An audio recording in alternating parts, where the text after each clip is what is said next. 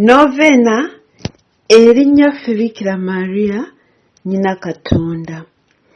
Novena eno etandika nga 23 Desemba okutuuka nga 31 Desemba.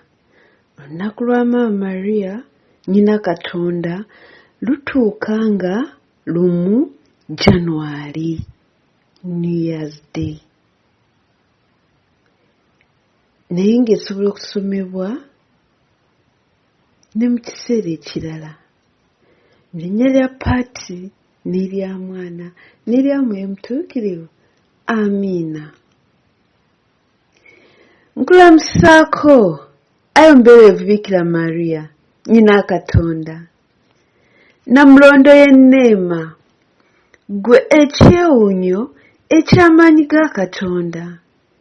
Nkulamusa ggwe ekiggwa kya Trinita omutuukirivu era Namasole w'enkulungo y'ensi, nnyina w'obusaasizi era ekiddukiro ky'aboonoonyi.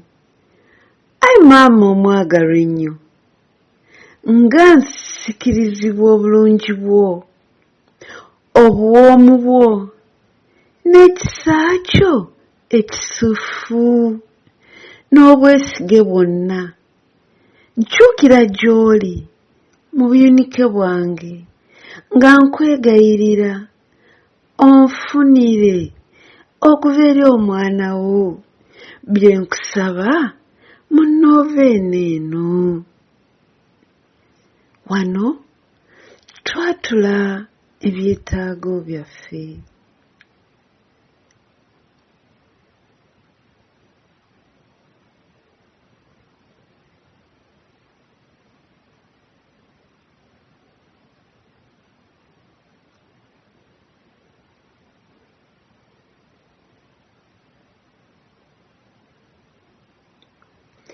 Era nfuniraayo ayi ggwe Namasole w'eggulu okwenenya okuviira ddala munda olw'ebibi byange ebingi awamu n'enneema ey'okufuba okugeegenya empisa ennungi ezo ze wayisangamu okusingira ddala obwetoowaze, obutukuvu n'obuwulize. Togoba kwegayira kwange Maama w'obusaasizi, nkwatirwa ekisa. Tondekatayo mu lugendo lw'obulamu bwange ne mu kaseera ak'okufa. Nsabira nsobole okwemaliza bulijjo mu kukuweereza era nkuwe n'omutima gwange gwonna na buli kyonna ekyange kyendi ne kyennina. Nyaniriza nange ombalire mu baana bo ab'obwebange era nkulembera ng'osinziira ku Namulondo yo ey'ekitiibwa. Amiina.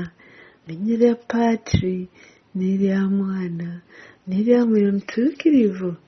Amiina. Oluganda mu Kristo wabaye kwekumira ku mukutu Mary Victor Catholic Collections YouTube channel. Mwatwegatte ku channel eno ng'okoona ku kide subscribe, like this channel, ate owaayo ekirowoozo kyo awali comment oweerezeeko n'omulala ng'onyiga share. Weebale nnyo, weebalire ddala.